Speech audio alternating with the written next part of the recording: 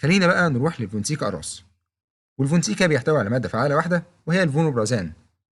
والفونسيكا أراس بينزل بتركيزين وهما ال10 مللي جرام وال20 مللي جرام. ومادة الفونوبرازان دي عبارة عن بوتاسيوم كومبيتيتيف أسيد بلوكر. يعني إيه؟ يعني إنها بتقلل من إفراز حمض المعدة عن طريق إنها بتمنع ارتباط أيونات البوتاسيوم بمنظومة الهيدروجين بوتاسيوم إيتيبيز. ودي عبارة عن مضخة البروتون الموجودة في خلايا جدار المعدة، وده طبعا بدوره هيقلل من إنتاج حمض المعدة. خلينا بقى نروح لدواعي استعمال الفونسيكا، أو إيه هي استخدامات الفونسيكا.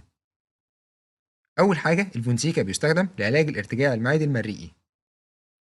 كمان بيستخدم لعلاج قرحة المعدة والإثنى عشر. وبرضه تقدر تستخدمه للوقاية من قرحة المعدة الناتجة من بعض الأدوية زي المسكنات أو مضادات الالتهاب.